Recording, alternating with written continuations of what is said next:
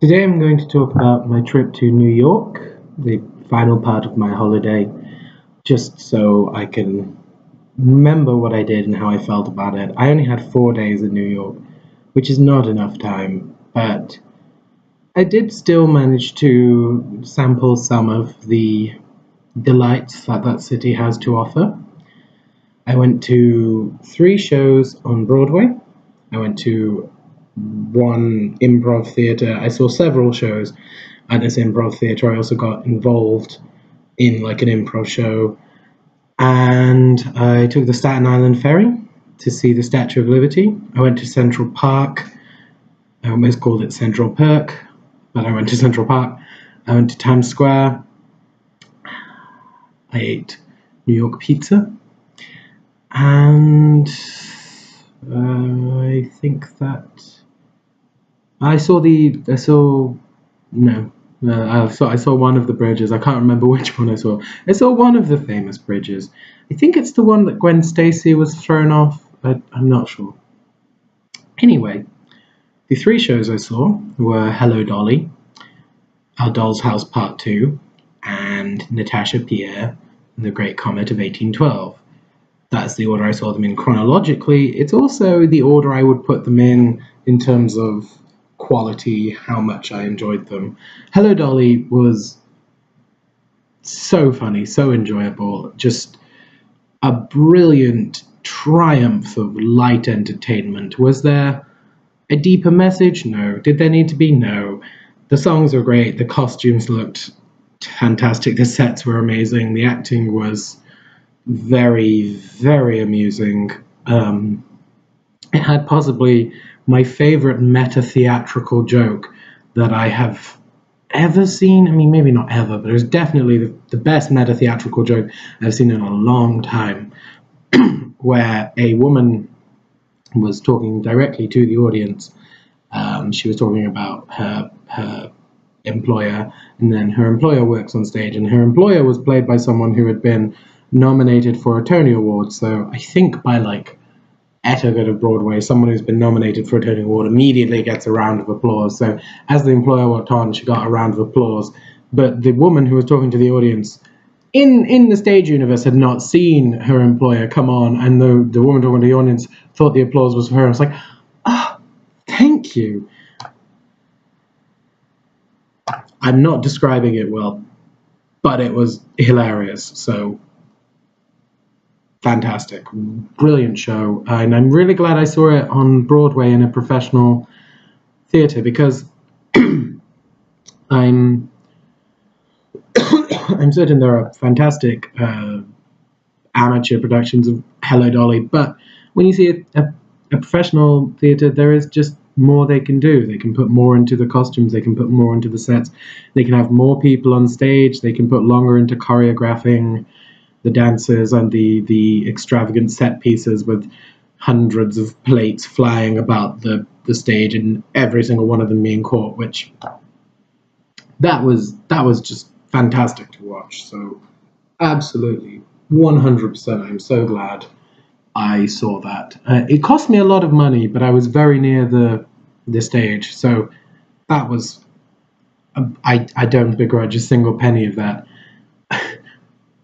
Quite by chance, this is um, I don't know what the probability on this is. Someone I knew when I was in France, so someone I knew from France, was in the same row as me at Hello Dolly. We didn't actually see each other at the performance, but I posted about it on my Facebook, and then she commented, I was at that same performance, and we met up, and we think we were actually sitting in the same row, which is insane, absurd. So that was completely unexpected. I mean, apart from that, the show was a delight anyway. That I actually saw that on the day that Trump and Putin's Twitter war. I don't know, their contest to see who is better was at its peak. That's when I saw Hello Dolly, and I went to bed looking at Twitter with everyone like, we genuinely might be a nuclear wasteland in the morning. And I thought about it. I thought if North Korea were going to launch a missile, they'd probably fire it straight at New York. That would, yeah. I thought, wow, if this is my last day on Earth, I'm very glad I saw it. I used it seeing Hello Dolly, because it was just wonderful. It just cheered me up, no end. I'm still smiling thinking about it. So good job. The second play I saw was A Doll's House Part 2, which was very good. It was very good. It was well scripted. The acting was very. Well, the actors were fantastic. The acting was very compelling. The themes were interesting. This is a lot more intellectual than Hello Dolly. Hello Dolly was brilliant. To get me wrong, but I don't think it will. It's not the kind of show you can bring up in an intellectual debate. Whereas A Doll's House Part 2 was about marriage and family and divorce, and it spoke about those films very cogently. But also, and this is crucial for me, it also made me laugh. Like the lines were funny; they were delivered in a funny way, without feeling forced. There's no humor where you're like they just did that for a laugh. The characters were funny. The characters were witty, and you laughed at them, and they made jokes, and it all flowed very well. And that was great. I mean, I did enjoy myself. The only thing I thought about A Doll's House Part 2 was I didn't really need to see it on a Broadway stage, because that will be a show that will be very easy to stage for student productions, for amateur productions, for just any kind of theatre. You could do it in the center of a park somewhere. It only needed, well, they only had 4 chairs on the stage I saw, and I don't think they used all 4 chairs at the same time. So that will be very easy to recreate. I mean, I'm glad I saw it because the actors were fantastic, and they have that kind of confidence that comes from being a professional, as opposed to, even if you are a very, very talented non-professional, I don't know, there is that reassurance, that certain je ne sais quoi that professionals have, where they know that they're not hungry for approval. They know that they're good. So I'm very glad I saw A Doll's House Part 2, but I won't be surprised when, for example, I imagine someone's going to propose it quite soon with the student theatre troupe that I was a part of back in my uni days, and yeah, and that will be fine. Good for them. They should do that. I haven't Googled, but I imagine at some point someone's going to do double bill of A Doll's House and A Doll's House Part 2. I can't imagine that I'm the only one who's thought of that. I just cannot believe that to be the case. So presumably that will happen soon, and that I would like to see that. That would be worth a go to. I imagine it will not happen where I am right now. The third play I saw was Natasha Pierre and the Great Comet of 1812. It's a very long title. It's just I aged 18 years just saying that. This show has got a lot of praise. This show has been very well received. It was nominated for a number of Tony Awards. Everyone seems to love it. I did not. You might have guessed from my tone describing its accolades there. Sadly, there's only one problem with it, which is, it's a problem for me. Some people will not find this a problem at all, but I did. None of the songs rhyme. And I've seen at least one reviewer who was like, it's so brave, none of the songs rhyme. To which I say, it's really easy to write non-rhyming dialogue. I'm just free-flowing right now. I don't have a script, and look, just non-rhyming dialogue is just gushing out of my mouth. It's so easy. It's not, you don't need to be afraid of talking not in rhyme. People won't think you're weird. I do it every day, and it's fine. You can step into the light and not rhyme to your heart's content. I like rhyming. I like rhyming songs. I like rhyming poetry, as I mentioned in my last video. Rhyming, I think, is not only it shows care and attention has been put into what's being said. It also has a psychological effect on the brain. There is a reason that lots of common advice is hidden within rhyming, so an apple a day keeps the doctor away, because it sounds more true to you. So rhyming in musicals actually really helps you to make your point. It helps to make what is being said seem more true, more honest, more real. So I really wish Natasha Pierre and the Comet of blah, blah, blah, blah, had rhymed. I really wish that they had taken the time to make the songs rhyme, because it would have enhanced the experience greatly for me. The melodies they use are nice, I'm not going to lie. The lighting is fantastic. The lighting is amazing. It won, I think, a Tony for lighting, and it deserved it, because the lighting looks incredible. So well done to them on that. And the costumes are all very pretty. And the idea of the show is a good idea in theory. In practice, I found it kind of obnoxious. Mostly because the rhyming thing was making me grumpy, because I couldn't understand what they were saying half the time. This is the problem, is that this is an adaptation of a lengthy Russian novel, as they say in the opening song. It's an adaptation of one tiny part of a lengthy Russian novel, and I think most of the text is just lifted directly from a translation of that novel, and it's very wordy. And that's obviously that's a feature of that novel. It's very wordy, but the dialogue is very wordy. It's very leaden, one might say, and it's very expositionary. So it takes a long time to say anyway, and then when you put it to music, just because of text setting, it takes even longer. It also makes it harder to hear what they're saying. There was a lot of dialogue that was lost for me, because when you sing something, it actually becomes harder to understand what is being said than when you just say it.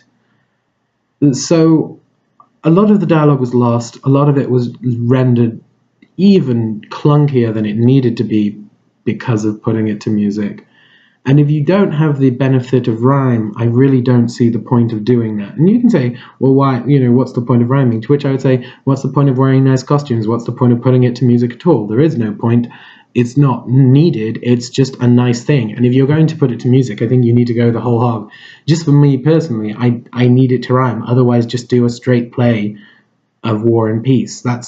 I would be fine with that. I would have been fine if it had just been a straight play of War and Peace, done in the style that it was done, with lots of fourth wall breaking and actors walking hither and thither about the theatre, which is what happens.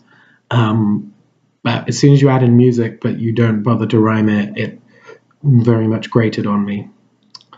But that is just me, and as I've said, it's been very successful critically, so I can't imagine anyone cares what I think. But that got a standing ovation, and I was the only person in my section of the theatre who didn't stand up, and people were turning around to look at me, and I was just like, I'm not standing up for this. I think standing ovations are nice. I stood for Hello Dolly, because I genuinely thought that really deserved it. They did the best. It really was, I'm not saying it was perfect, but it was really the best show that could be put on with those resources, I think. I just didn't think that about Natasha Pierre and the blah blah blah blah blah. So, oh well. So those were the 3 shows I saw on Broadway. I also, on the recommendation of my brother-in-law, I went to an improv theatre called the Magnet Theatre, which I think was on West 28th Street. I don't really want this to be a travel blog, so I didn't write any details down, so if I get anything wrong, oh well. Yeah. Magnet Theatre, I went to a mixer, so I got to do some improv myself, and that was really fun. It was nice to do improv again. I didn't get to go up for very long, but I think I did okay. I got a couple of laughs. That was nice. And then I saw 4 improv shows for the price of $7, which is an amazing price, I'm not going to lie. 2 of the improv shows were really good. One was okay, and one was terrible. One of them was really breaking all the rules of improv. Like they were blocking each other, they were not giving each other time to speak, they were asking too many questions. And it was clearly just a group of friends who have formed an improv troupe and decided that they can charge people for the privilege of watching their in-jokes be aired on a live stage. No, no, no, no, don't do that. Don't. You ever feel you can do that? You can't. I'm sure your in-jokes are hilarious to you. They are not hilarious to me. Sorry. But the other shows I saw were good. One of them had an absolutely hysterical line which killed me because it was set during a prison riot, and this woman picked up the phone and was like, "Oh my goodness!" She put it down. She said, "We're the only ones left." And then the man opposite her said, "Then who called you?" Which I thought was hilarious. Yet again, I've ruined that. I should stop relating lines that made me laugh. I'm not going to do that again because I'm clearly not rendering these jokes very well. Oh well. Other things I did in New York. I saw the Statue of Liberty, which was underwhelming. When it's shot on film, when it's shot on TV, they must do some kind of trick to make it look a lot more impressive. It didn't really wow me, sadly. It's a nice enough statue, but it didn't do anything for me. Maybe you have to be American. Although a lot of my American friends, when I said I didn't find I found the Statue of Liberty underwhelming, they were like, "Oh yeah, no." So maybe it's not just me. I went to Central Park, which is very nice and green and leafy. I didn't go to all of Central Park. I imagine that would take several days, but the bit I saw was nice. There were lots of people just taking advantage of the green space. So that was nice. That was good. I've heard the subway. The subway is not as bad as people make it out to be, or it wasn't when I was on it. I'm sure I had quite a good ride, all things considered. But I'm not going to miss it. There were free Wi-Fi at all the stations I went to, which was fantastic. I wasn't expecting that, and I don't think that's the case on the London Underground. Imagine if you put Wi-Fi on the London Underground, people just use it to complain about the London Underground. So it's probably they're afraid.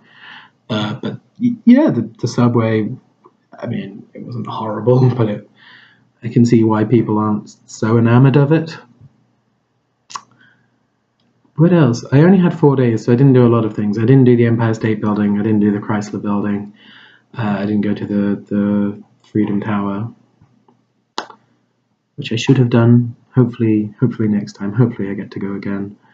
I did like New York. It was, I mean, the people seemed very angry. I know that's a stereotype, and I know there's loads of lovely New Yorkers. I as I said, my friend who I knew in Paris is a lovely New Yorker. Just people did seem a lot more het up than in Toronto. I'm not sure why that is, but yes. Lovely city. Very glad I've gone. Awesome theatre, which is always a plus. Oh, I can't remember where this was. This was just when I was walking back from somewhere. I just passed a gallery that was just full of paintings of Shelley Duvall. Just that was all that was in there. Just paintings and paintings of Shelley Duvall. Why? What is the message? Why? Or is there just enough of a call for paintings of Shelley Duvall that a business can be based entirely around that? So many questions. I'm going to leave you on that. That was my experience of New York, and in previous videos, Canada. Lovely. I'm really glad I went, and I got to take a lot of things off my bucket list. I think I'll probably talk about my bucket list next time. So, yes, thank you very much. Peace out.